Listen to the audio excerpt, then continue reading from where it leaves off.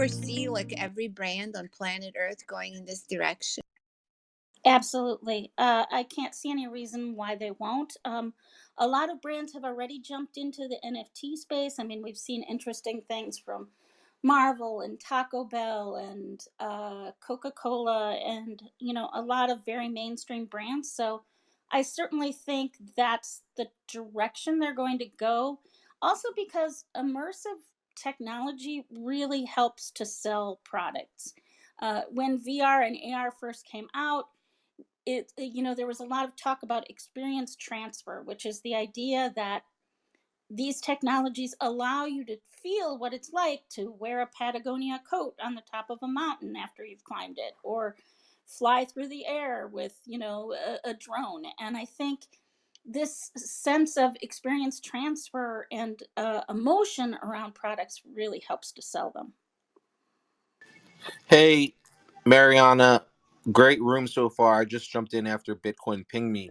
I was just hoping that, and I'm sure everyone in the audience would love if you could pin the link to the story you're discussing. I think that'd be great. If you need help with that, I can help you with that too. Awesome. We'll pin our website and the newsletter is on it.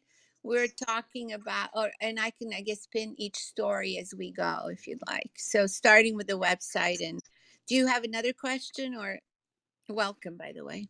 No, that was it for now. I do agree that with Jeanette that we're going to see more and more brands making their way into the space. I think there are companies. One of the ones that I've been working with on the PR front is Gig Labs, and they're bringing a lot of bigger brands, major national outlets into the space, like CNN, Bleacher Report, even NASCAR, and a lot of them are really interested in. I think they just actually received a big investment from Gig Labs did from Panoramic Ventures as well as Dapper Labs, who's behind, as we know, NBA Top Shot and all that stuff. So I think we're going to see more and more brands come in. I agree. But I don't have any other questions right now. Happy to be here and just be part of the conversation. One of the things about the brands that we had been discussing over the last year is kind of like what Nike can do. I don't know if they are doing it, but since they are at CES, they may be thinking about it, is in the metaverse, there's these big shopping malls as well. And it would be very easy for them to take all of their prototypes, 3D them into metaverse outfit, shoes, and see which ones sell the best. And then if they sell, then also turn them into real world shoes. That is actually a great idea for brand development. So when it comes to brands, especially fashion, I definitely see every single one of them in the metaverse. And if we do not see a New York Fashion Week in the metaverse in 2022, I will be very surprised. I think that's really true, Adrian. And I think another reason that is going to be such a big deal is so many companies have moved to a D2C, direct to consumer sales route, and they're not dependent on retail stores anymore. They've already converted their customers to buying online. So getting them to buy in the metaverse is definitely, I think, the next step in that chain. Go ahead, Jeff. Yeah, has anybody been in the not the Facebook one because that's not really out, or maybe you have, but been in the other metaverses? Because I've seen it. I've had people offer me land grab in it, showed me ad space in it, and being a marketing consultant, I'm trying to stay ahead of the wave on it. So with that said, full transparency, I don't know what DeFi and DAOs are. So if you explain that quick too, that would help out. Yeah, but Can I do the DAO since I just launched one? Yes, please, Adrian, and tell us about your DAO while you're at it. Okay, so we all know CryptoPunks and we all know Bored Ape Club, right? But we all know these PFP projects, and they're going crazy.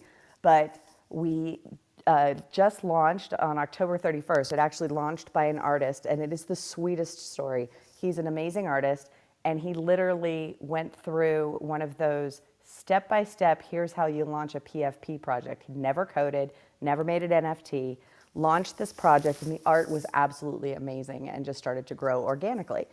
But PFP projects in general are usually just a JPEG with a serial number and don't offer a lot of utility other than flex rights and bragging rights. So pretty soon thereafter, it was discovered by a couple of OGs, by an OG, who then brought in the rest of us OGs, and added so much utility and a roadmap, and we created a DAO. So I'm the co-organizer of the DAO, and we added a lot of functionality. A game is coming out in January, I believe, January. And we're transitioning the entire leadership to the community. The Discord is on fire. There's probably 15,000 people today. But the 3,000 holders of the people who minted originally, we dropped them skeleton keys. So the project is called Billionaire Zombies Club. And the art is really, really good. And when they were minting, it was like $50. Now to get a decent, you could get the cheapest one is like $420, but most of the good ones are between $500 and $5,000, and we did that in 12 days.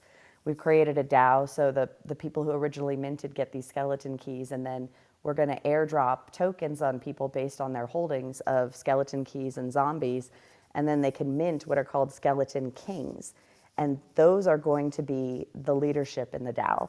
And they're going to make all of the decisions for the future roadmap and basically be like the legislature of the DAO and do all of the voting and the administration. It is phenomenal. And to see how quickly, it was 12 days of 20-hour days, but to see how quickly you can transition a project when you have the right skill set involved is really quite fabulous. So a DAO is a decentralized autonomous organization. And in the blockchain world, that is generally algorithmically controlled through a smart contract. So the members will propose things, and then the members will vote on it. And then if the vote passes, then that proposal is accepted. Generally, those are things like funding proposals for conferences or development proposals. We want to add this functionality. This is how much it's going to cost, and then the membership votes, and if that's it, then the Treasury disperses the funds to the person who proposed it, and it gets done. So it's a really interesting formula because people are anonymous mostly, and I think I'm the only named team member at the moment, and it's a really interesting way to see what you can create when nobody's flexing for equity or anything like that. We're all literally volunteers, and the DAO is completely fair, and the token drop is completely fair. The team members don't get any additional benefit to the rest of the members. So that's a DAO. Yeah, well, I love the model of that actually. So diving on the NFT space, buying a few on OpenSea. So the skeleton key you'd buy on OpenSeas, is that where you'd buy it? Is that where you release it on? Yeah, so you would buy, to get the maximum benefit, for every zombie, we're going to token drop 100,000 tokens. And for every key, we're going to drop 200,000 tokens. Now, you have to have a key to mint a skeleton king. So if you have one key and one zombie, you'll get 300,000 tokens. And it costs 200,000 tokens to mint a skeleton king. Not only does that give you leadership and authority, but it also is an avatar that you can use in the game as well. And that's more like the general leading the zombies. So you need power and authority. So you need both. You need zombies and you need kings. But the game is crazy good. It's a battle royale, but the future roadmap No, of what is being developed is crazy. It's a metaverse project that's crazy good. yeah, and I can Hey, see Adrian. that's the future of it. Really quick, Tom Billio did something very similar, which was the first I saw. You're the second, called Mary Mods, which basically tells the story from Skeleton Keys Unlocked it. And here, everybody's like, Jeff, launch an NFT, try it out, you're on there. And I'm like, I'm way behind unless I plan out a whole storyboard with it. You know what I'm saying? So that's impressive. That's awesome. Yes, and What's that's the your voting Bitcoin is mechanism? king. You want to talk about it? Go ahead. Sorry. Yeah, Adrian, what's your voting mechanism? How do they vote? Do they have to use the tokens to vote? Like, since you're in a DAO and you're going to offer proposals, what gives them the voting right? The kings, the skeleton kings. So the thing about the game is that you can play to earn. So everything is very Well, no, no, fair-minded. no. I'm really interested in the consensus mechanism more than the mechanics of the game because I'm just curious if you, with the kings, you're putting a requirement there, right? Like people have to jump through like a few hoops in order to make it to the king. Is that That is correct, yes. But anybody can. They can earn their way up. And right? the I just community want people is, to realize that with a voting mechanism is very tricky. I know you're probably using an algorithmically managed DAO versus a member managed DAO, which is the correct way to do this, obviously. But like with DAOs, you have to make a decision. Like, do you want people to have to earn their way into the voting mechanism? Like anyone can earn their way in there. Do you want them like do you want to make it easier? Do you want to make it to where they have to perform an action? And in Adriana's case, she wanted them to perform an action. In other people's cases, they want to make it even easier with tokens, but I don't think that's okay either. There's one thing I like about your DAO and there's like your idea, and there's one thing I don't like. The thing that I like is that you're using a NFT for the voting mechanism. The thing that I don't like is the entry to access is actually not as easy for people who are super busy and maybe can't. Like maybe, so like in our DAO infrastructure, everyone who owns one of our 3 collections actually has a voting right. There's no one that has like additional privileges or additional voting rights because that wouldn't be like an even or fair distribution. But we also didn't want to use tokens. And the reason I'm bringing this up is so everybody understands how smart it is to do it in the way of which you're doing it or the way in which we're doing it. You're gamifying a little bit. We're making it a little bit more open and easy to be part of, but that's not necessarily that you're making it difficult. You're gamifying it, which makes it fun. We can't do that because we have a whole universe. Like this whole metaverse concept is super fun, but we're approaching the multiverse concept to where you don't have to be limited by one game type or one game style or one platform type or one mechanism that makes the entire thing valuable. We'd like to have multiple genre. Well, we are building multiple genres and multiple different game types in Unreal Engine so that what we can do is use the different APIs to connect to the different chains. So like initially we're building on Solana, but the next game where you'll be able to actually evolve, add attributes, and have in-game items attached to your NFT. Well, the only way we're going to be able to do that is with RMRK on on Kusama. But I actually have good news for you. I don't know if people are supposed to know this or not. I assume it's okay. RMRK, Bruno Kusama, he's rewriting it in Solidity so that he yes! can, well, Yes! Oh yeah, my but God! he's Oh, doing it. that was Yeah, awesome. he's doing it where he can basically EVM it through Moonriver. So now some of the nested and interactive NFT options, it's going to be ungodly expensive and not practical, but it will be doable on. Why doesn't he build it on Polygon? Because it's EVM compatible. If he's rewriting in Solidity, he could make Well, it because the absolutely compatible Polygon to. network kind of sucks ass. Why not just make it interoperable with Immutable X, and then you could create completely free environments? I mean, like there's more to it, right? And Okay, we I do. actually, You said Polygon sucks, and I want to hear why.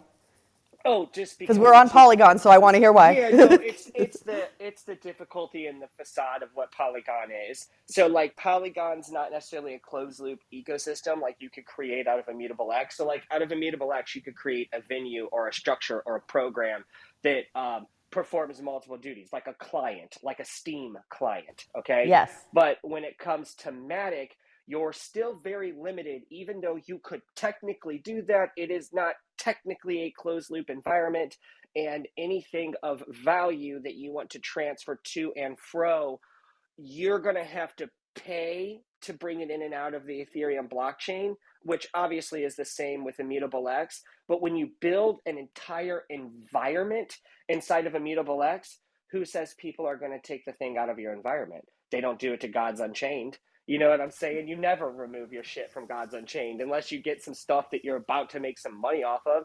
Then it's worth maybe paying the gas fee and taking your project off. But again, Solana is a better solution than all But of this because they're building the bridge from Solana to Metaplex. So Irvin, lead developer of Metaplex, they're working on the bridge right now with Mark and them that are going to bridge Dot and Solana, which means it'll automatically be interoperable with Kusama, right? because WASM and I know we're probably about to I get know super this is fucking technical on super everybody. technical, so I do want to ask one thing though. So we build on Polygon, and this is so for the newbies in the room. Polygon is what's called a layer 2 Ethereum virtual machine. So Ethereum is the big bad daddy of dApps, and except gas fees. You know, you go try to buy a $30 NFT and it's $250 in gas. It's like insane. Polygon has a plasma bridge, so you can move back and forth if you ever have to. If we ever get to Ethereum 2, which I've been waiting since 2016 for Ethereum 2, and apparently it's coming someday. But we were building on Polygon because, like you just said, if we build on Polygon, we never have to leave. And if we ever do leave, if Ethereum 2 comes out and it's faster, cheaper, better, we can always plasma bridge back over. And with Crypto.com, we can just send Ethereum, wrapped Ethereum to OpenSea. People can buy really easily on the Polygon network. The gas fees are nothing. And Ethereum only does, or sorry, OpenSea only does Ethereum, Polygon, and something I've never heard of before. So for ease of selling, that's one of the reasons why we picked that. But I wanted to Well, hear why that's for you ease don't of like it. selling, but not for ease of buying, right? We could get into the whole conversation where it's actually really difficult for someone to understand the difference or adding Matic to MetaMask. Like, you know what I'm saying? Like, we could get into where it's like But they can actually buy with a really card. challenging. They can buy with a debit card. That's great. And this is also why I don't see the layer twos as like necessarily detrimental. I just think that no one uses the Matic layer. So with Immutable X, you just create environments. This is not that I don't think that Matic is absolutely fucked. I just think that whenever you're building something in the future, it's going to be more like what kind of environment has zero gas fees, zero latency, zero reliance on the blockchain. Well, right now it's basically Immutable X because they like literally it's a closed loop environment. My best example is to say go play the game Gods Unchained. Whenever you open the game up, you don't have to have any crypto at all. Like you don't have to have a wallet attached to it right away. Now, obviously, you connect your wallet at a different point so that it remembers who you are and things that you start to earn start to go in their ledger against your address, but you still don't reclaim, like you still don't claim any of that till you take it out. So, like, the reason I'm saying this is the Immutable X idea is okay if you're trying to create something that's like an ecosystem inside of like an ecosystem, where Matic might be a good option in the interim because you're offering cheaper minting fees, plus it has a very high throughput. So if your game is fun, then people will take the extra 5 minutes to get Matic instead of ETH. But then if people want Matic instead of ETH, the easiest way for them to get Matic is not at like in the right now. Like if they are impatient right now and they want what you have right now, well, the easiest way is to flip the ETH to Matic, and that's going to cost the gas fee for swapping. So it's like unfortunate. Now, obviously, you'd be smarter to just go buy it from an exchange and pull it off. But then what if you have to wait 4 or 5 days because of Coinbase or what? You know what I mean? Like what That's if, why he's cracking. It only if? takes 10 minutes and they wire 24/7. No, isn't it awesome? Isn't Kraken like the coolest thing ever? Like it doesn't matter how much money you pull out, it's there the evening of. Yeah, it's there almost immediately for me, and that's why I love it. I met the team years and years ago, but I don't like custodial exchanges, so I hardly ever use them. But I had to figure out how to get it into my bank account. And it just worked. After Crypto.com took 4 days, and we're dominating this conversation. So let's throw it back to Mariana or Jeanette Terry. or Terry. Can I just jump in real quick? Yeah, please. Sorry, I'm driving. We're on the road. We're in Iowa, so I have intermittent connectivity. But I just wanted to contribute to the Matic conversation, and I hope there's not a lot of noise in the background. Go ahead. I've a lot of people that I've experienced that are on Matic. It's not as easy as everybody makes out to be. So, like for newbies, there's so many newbies coming to this space. People who don't necessarily even know about cryptocurrency yet, but they want to buy NFTs. And you say yes, you can use a credit card to get your Matic or to get in. But then they've got to actually learn how to make that transaction on the secondary market and still how to manage their wallet. And one of the issues a huge issue for some of the projects that I have been building communities for or consulting on is the fact that there are all these fake collections. And I always say, this is what I always say is not all collections on Matic are scams, but all scams are on Matic. So how does one know? I mean, I won't buy anything that's on Matic because I have no way to know unless it's a verified collection, which they've done 100 ETH, or the artist is verified. How do you know you're not getting a scam? Uh, I know a lot of people who just gotten burned with that. So it, that's just my it couple of cents. is it is absolutely a critical problem. So we probably have 30 fake collections that are trying to be us. When you're looking, especially at a PFP project that's got 10,000 images, make sure you're on the project that has all 10,000 items. You can check the contract address. I literally looked at one the other day, and I was like, I was looking at it, and I bought a few of them because they were like $2, and I'm thinking that can't be right. And it was like I can't remember, it was the skull collection or something like that. But what you just said, I'm like, I wonder if they literally scraped the whole thing and re-uploaded it to OpenSea. But I couldn't even find the project anywhere. So I'm not sure what it was called. But yeah, the OpenSea is having a big problem with verifications. We have over 300 ETH in volume, 10,000 images, 3,200 holders, but there are 30 scams. And especially with the keys, each individual key is a one of one, and they'll be revealed. But it's like crazy. Like you can't tell because of the No. way that OpenSea works. You can't, like, this is my name, and we've trademarked it and everything. So we're going to have to go through and do DMCA takedown requests, and it's just crazy business. So yeah, This that is is a major problem. That's why we're going to create our own marketplace, and we're going to pull in just the contracts that are our official ones into our own marketplace on our own website, because there's seemingly no other way to do it.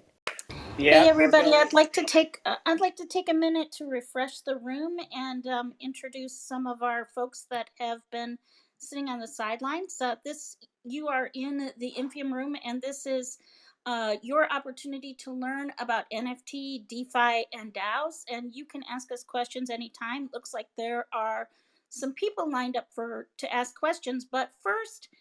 Carlos, I'd love it if you would introduce yourself. And Terry, if you haven't yet, go ahead and introduce yourself as well. Okay, hi, my name's Terry Garrett. I've been on ClubHouse for about 6 or 7 months. I'm in the space where I do cryptocurrency and NFT education, some community building. I work with Chris a lot. Bitcoin is Chris. And just really diving into the NFT space. And it's a lot of fun. I think within the next year, absolutely every single company will have something to do with NFTs. And to do that, you need to understand cryptocurrency. I'm in a lot of rooms where there's just so much misinformation. So just trying to help be part of the solution. And that's very appreciated, Terry. I think a lot of the reason why, we're having so many issues, and it's interesting that I jumped in on conversation, apologies for being late when I did, is blockchain is supposed to be stopping plagiarism. And if anything, we're seeing more plagiarism than ever. So it's kind of an ironic thing. Hello, everybody. My name is Carlos Rodriguez. I'm an executive conference producer in On the me. blockchain, fintech, and IT space, as well as anti-aging and aesthetics. I have a background in producing over 300 events and concerts throughout my life, anything ranging from working with Grammy Award artists to putting them on stage to running the largest Latin um, hip hop slash urban concert ever in California. I put that together, promoting that. My key though thing now is really I focus on AI. I recently graduated from MIT with my executive education and certification in AI leadership.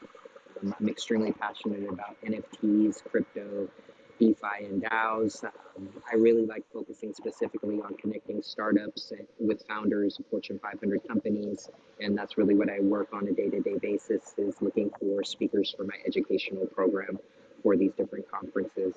I'm really excited to be here and thankful for Mariana and all the specialists sharing their information today, and more than happy to chime in as well. So thanks for allowing me to speak, Jeanette. Okay, let's Great. I take wonder a if we can. question. Oh, Can go we ahead. take a question from Jonathan? He's been waiting quite a while. Hi there. Hello, my name is Jonathan. I'm really new into the NFT space, and I tried to buy my first NFT, I think Friday, and I thought it was gonna be like $2. Then I saw the gas fee, and I'm like, whoa! Like I wasn't expecting that, but like, did you say that there are any platforms where like gas fees were not applied for NFTs? I think Bitcoin is King can answer that, right? The Solana network. I'm sorry, what was the thing that he said? No gas fees for NFT No, that's tokens. not Solana. That's Immutable X, where it's a closed environment. So basically, what happens is it's kind of like opening a video game, right? When you open a video game, you don't have any taxation inside of that game. It's a free world. Well, everything that's built inside of Immutable X works that way. While you're inside of Immutable X, there's no gas fees for minting. There's no gas fees for sending or signing transactions in any way. But all the actions that you perform are recorded up until your last action inside of Immutable X.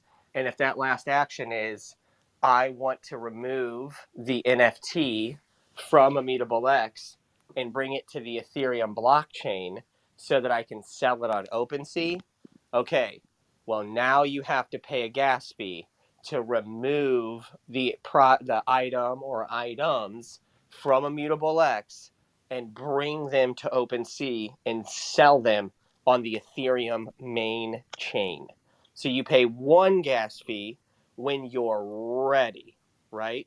But not leading up to, and what if you never want to leave Immutable X? I have never taken anything off of Gods Unchained and brought it to OpenSea.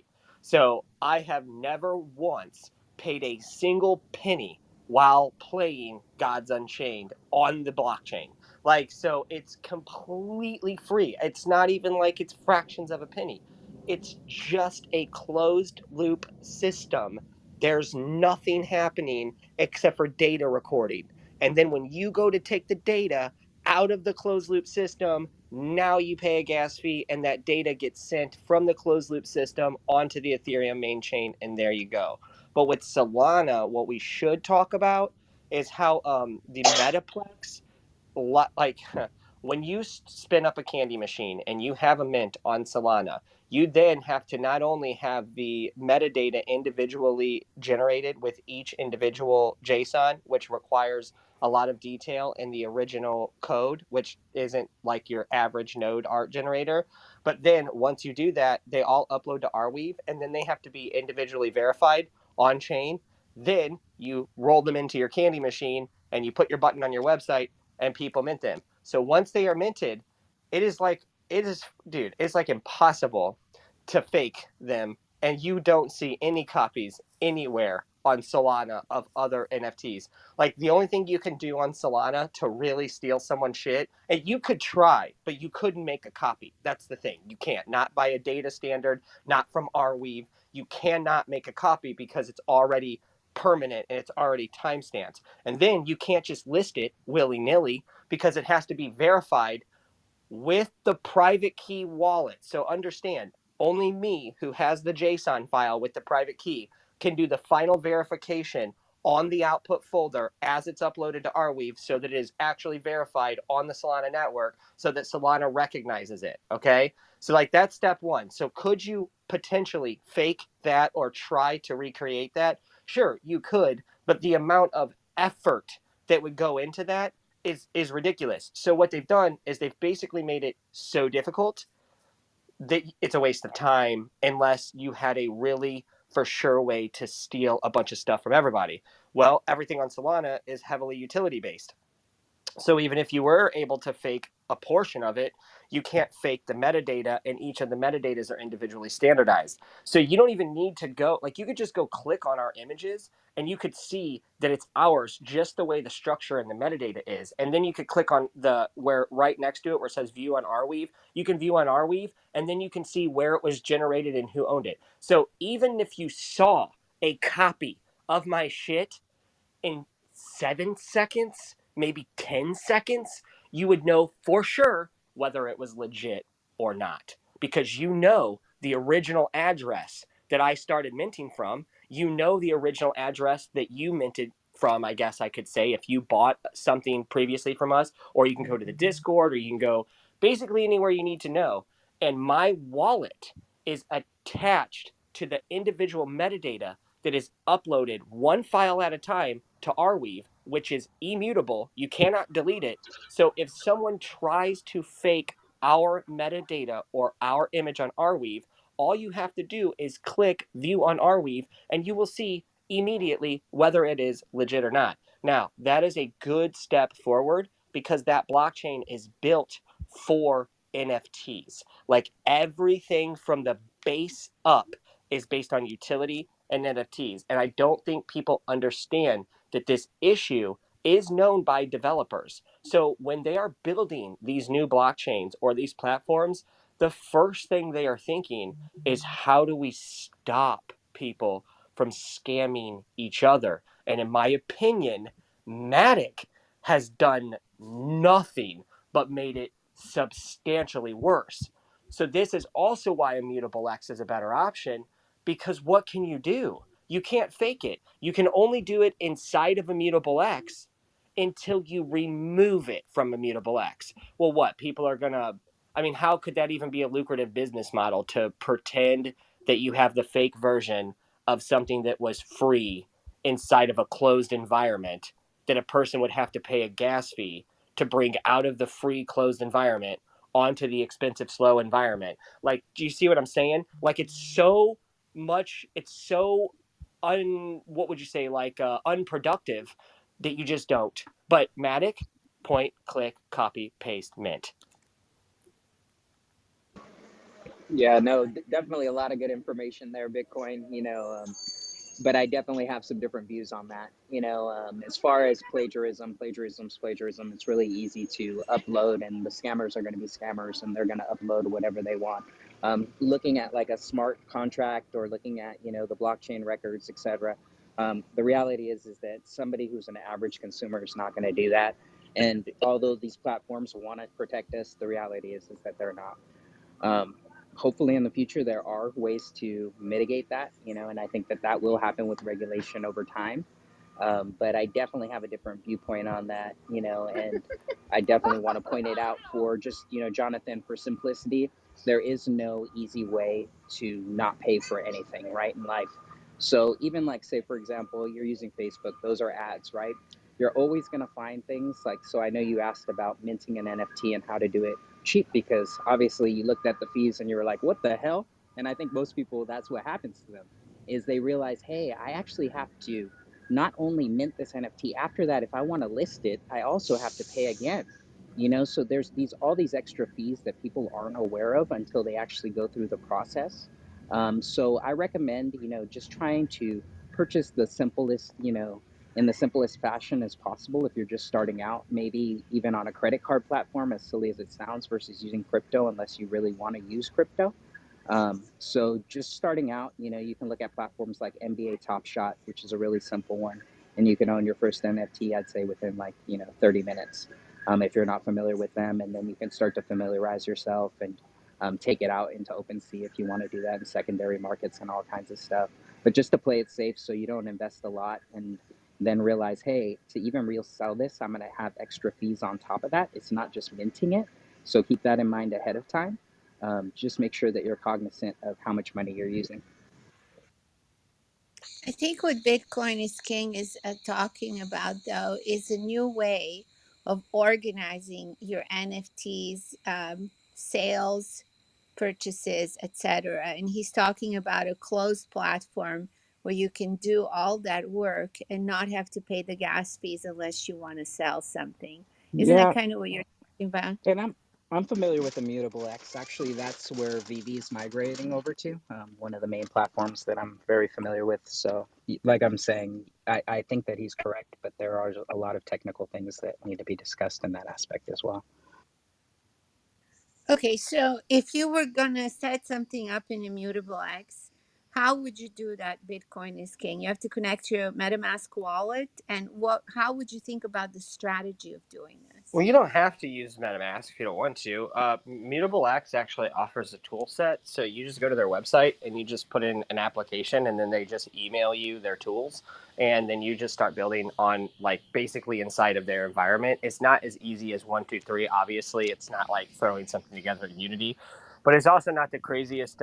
It's also not super difficult from like a perspective because it's just like a tool set, basically like a command line tool set. And some little bits of differences that help you build the actual framework. So once you have the framework for whatever it is, like even OpenSea, for instance, could switch to this holy shit, my kid has this little shark game, and I just walked into the closet to grab a jacket, and I'm like listening to this noise, and I'm like, what the fuck am I hearing?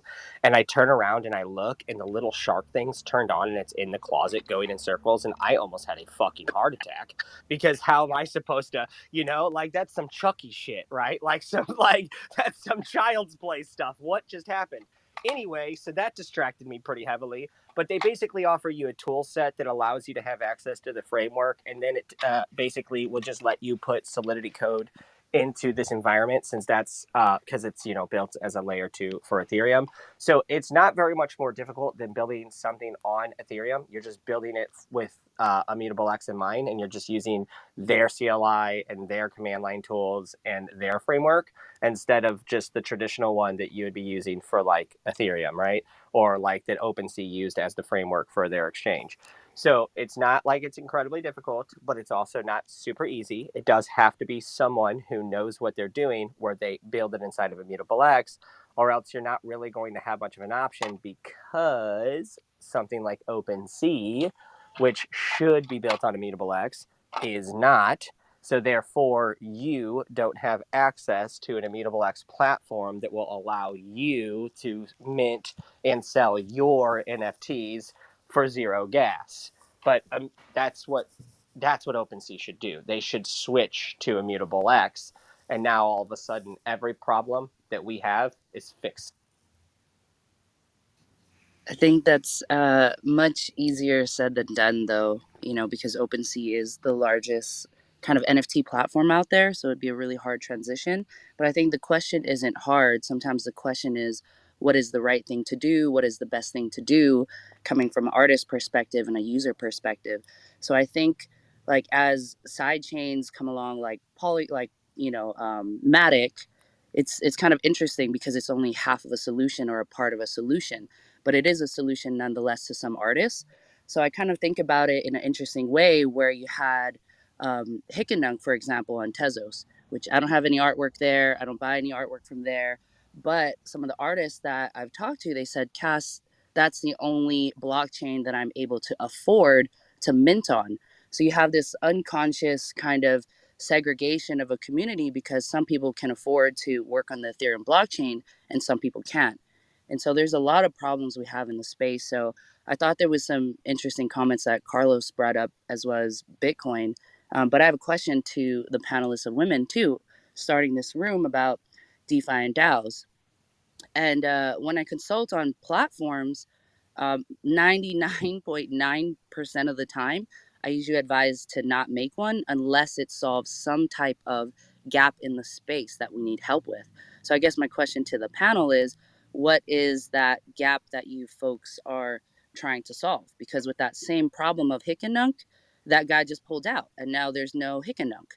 And so what's to stop, new people of creating a platform? I've seen platforms come and go. I've helped people do drops on it, and then they kind of rug as a platform, which is much worse than rugging as an artist. Maybe you get scammed once from an NFT project, but a whole platform, that's a huge responsibility. So yeah, that's my question for the panel, and I'm Cass. Thanks for giving me the time. And before they answer your question, I'd like to rebut that you're actually not that close. Like, you're close to your assumption that it would be a lot of work. But remember, it's all Solidity-based code, essentially, and it's just database environment. It's just records. It's just blockchain data. It's just metadata. So actually, you can create a framework of OpenSea. You can migrate the data. Then you can launch that live, and you can pull down the previous version of OpenSea. It's just not necessarily in their best interest or their business model plans right now, because it doesn't have to happen yet. Yeah. Whenever So that work is, as you pointed out, is like the people involved, right? It's not necessarily the tech. Sometimes it's Mark Cuban it's that's invested in OpenSea, it. actually. Yeah, you're right. It's who Yeah, owns yeah, that's what I OpenSea mean that by would that. have to make that business decision to do better for Correct. everybody. But Correct. I promise this world, I promise everyone in this room, they're going to, because they have no choice. Solana is coming so fast, and it is much faster and equally as affordable as Tezos from a minting perspective and a transactional perspective, but severely faster.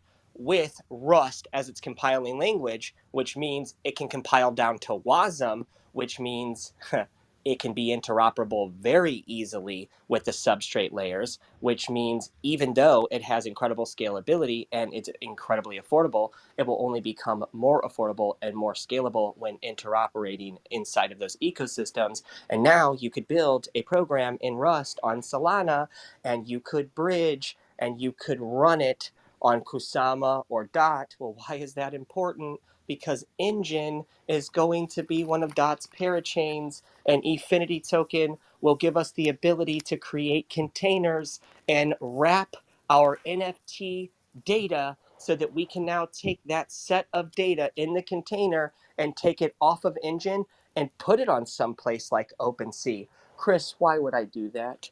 Because you spent $20 to mint a 10,000 piece collection. You wrapped it inside of a $10 token and you move that data. You paid a gas fee of $160 or $320, whatever the fuck the gas fee is at the time.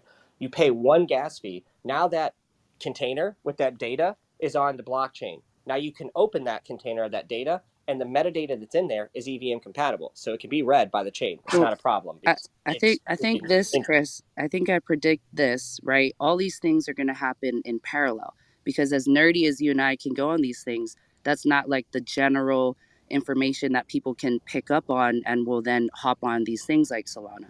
So I think in motion with, why did people buy Snoop Dogg's drop on crypto.com? Because it's Snoop Dogg. So as new faces, as new investors, as new even tech comes into play, it's going to move in parallel. Things like Solana will happen. Things like ETH2 very eventually will happen. And I agree with your points. And I think they're very optimistic. I just think they're going to happen simultaneously because the jargon that this space is at, most people will not understand yet the benefits that you're like speaking of right now. And some of us will, but most people won't. So it comes down to the faces behind these platforms. And then obviously the community that pushes it beyond than just the faces, right? I've seen celebrities come in this space and totally flop, and I've seen total underdog artists extremely change their life. And so that's the kind of roller coaster we're in for next. Well, I'll shut up after this because I need to actually do something to let other people talk. But just remember that this is why Solana is catching the adoption and growing as fast as it is because on Ethereum, you have 2 or 3 different layer 2 solutions you can use to make it as affordable or as easy as Solana. And then on Tezos, you have much less utility. But for an artist or someone who wants to be creative or create interactive fun things that are in a pretty much closed, unique format, like unique collections of individualized productions. Okay.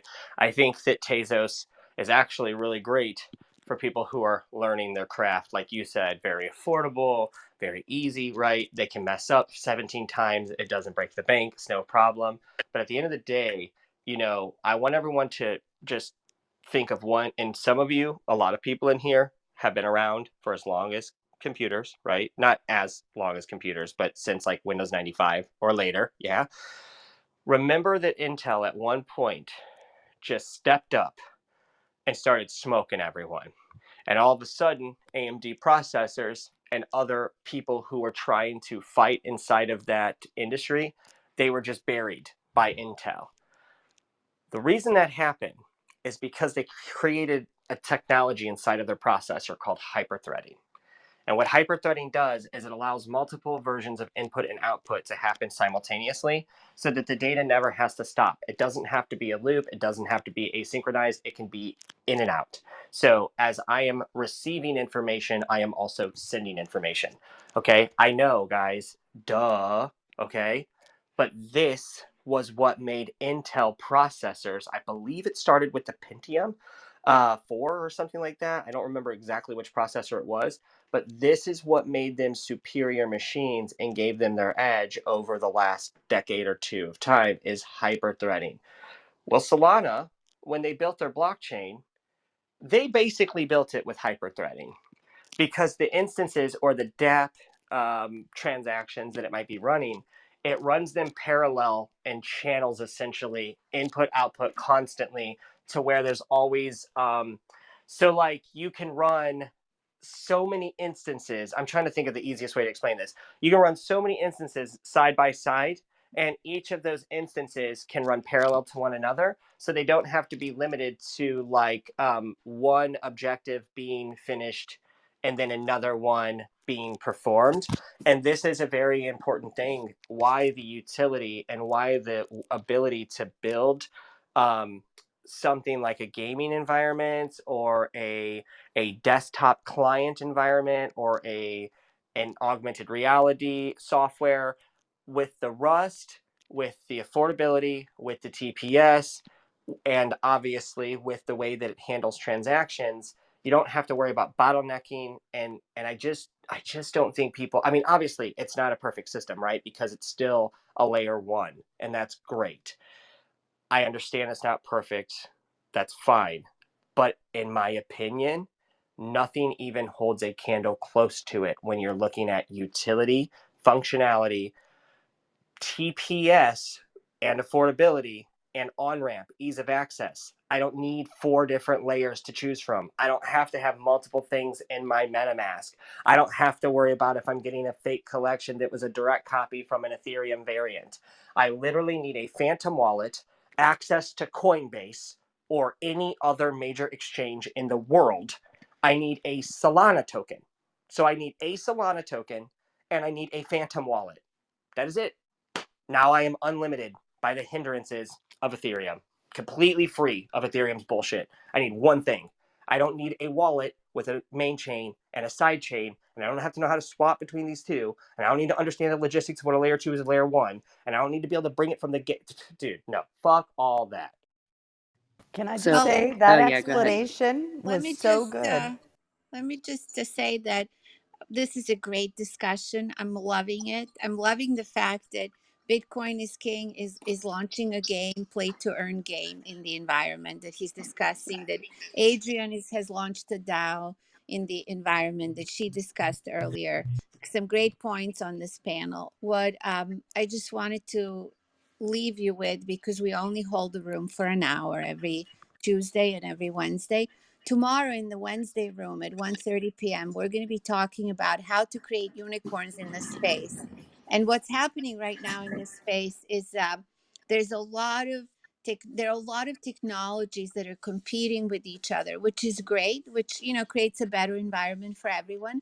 But what's more important for everyone on the panel and all these wonderful ventures you guys are describing is that institutional money is investing in this. We talked about VCs investing in DAOs and trying to kind of get together with the DAOs.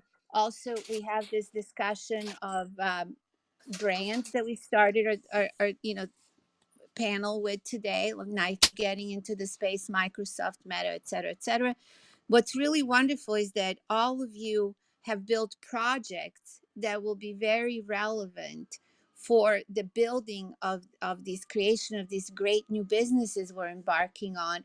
And as you stayed open to date to the technology that's underlying your project and then to the partnerships that you need to make to grow the project, because at the end of the day, the way I'm seeing it, having lived through all these innovation cycles, it's all about getting user uptake. So no matter how wonderful and creative the art is, and no matter how wonderful and creative and capable the technology is, which I'm sure it is, at the end of the day, you'll have to start creating uptake from users and uptake from the other partners, larger brands, possibly institutional investors.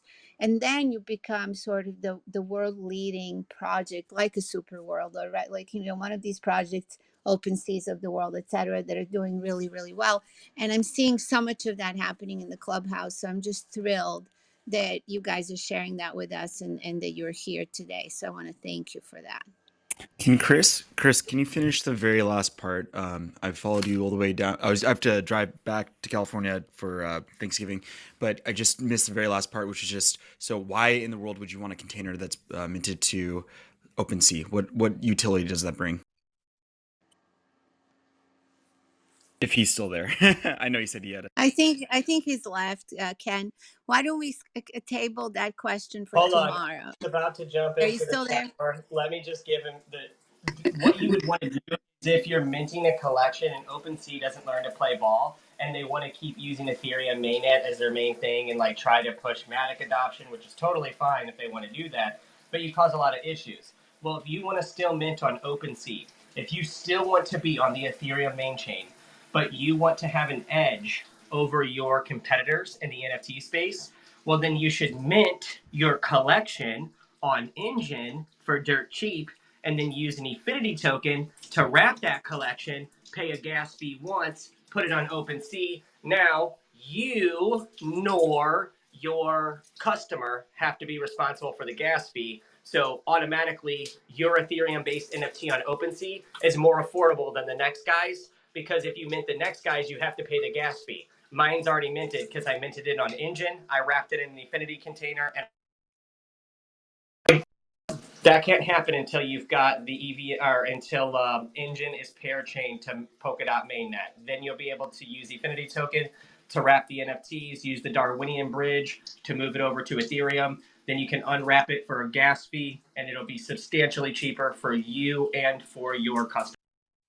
Gotcha. Is that technically possible today? Okay, we're ending the room. I'm sorry, you guys. We Yeah. have another meeting going on. Thank you for all the questions. Please come back tomorrow at 1:30. We also have a virtual Infiom salon. If you click on our website up there, you can join us. It's a free online salon. It's on Zoom, and then we have a subsequent Q&A here. And Bitcoin is King has to come back and answer all these other questions, which now there's like 10 more. So thank you everyone so much for participating. We look forward to seeing you tomorrow. Thank Thank you, you. Mariana. Thank Thank you, Thank you. you. Terry, Jeanette, Bye bye. Thanks a Chris. lot. See Thanks, you guys Jeanette. next Thanks, time. everyone.